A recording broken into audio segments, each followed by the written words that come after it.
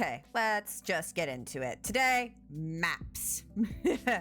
I've been on a map making craze. I've been working on some art for book page spreads, and I am currently actually working on this border. And I just feel the need to talk for a moment about the rule tool. Did not know this existed in ClipStudio. Boy, do I know it exists now. It is, in fact, amazing. It is, in fact, the tool of your dreams. Because it lets you draw symmetrically. When you're doing something complicated like a map border, like you don't want to have to repeat work effort. You don't want to have to take the time to do the same thing over and over and over again. And so what this does is it makes it so that every single line that I draw is symmetrical. So, sorry, I have a rotate canvas thing on there. So if I wanted to like make a perfectly symmetrical drawing, I could.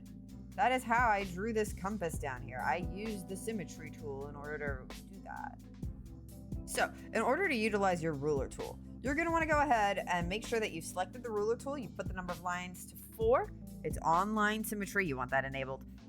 You want your snap angle and you want it set to 45. And then boom, quadrants. But that's not centered.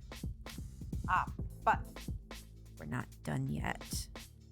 What we're going to do is we're going to go ahead and we're going to jump all the way up to your object tool. Yes, this is a thing. And this tool exists exclusively for things like your ruler guidelines. So this will let you like move it around and fiddle with it.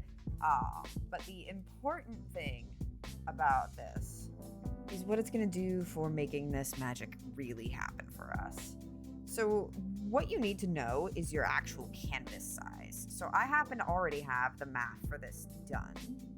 If you don't know your canvas size, you can go to Canvas Properties and you'll find it right here.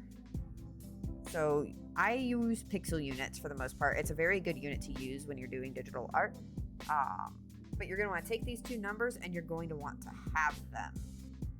So my halves are going to be 525 and 840.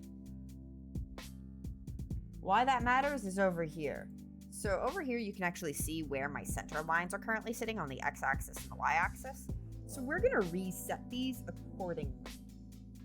Your y-axis is going to be your up-down axis and your x-axis is across.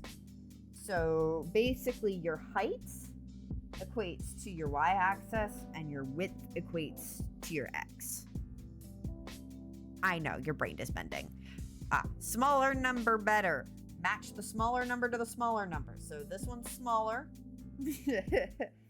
which means it's that 1051, which means I need to change this to be 525. Boom. And then this one over here, I'm going to change to that 840.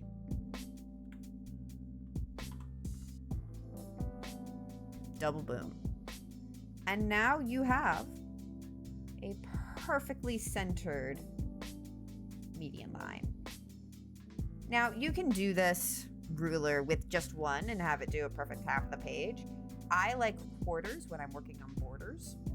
And there's a variety of other layouts that you can use as well with this tool.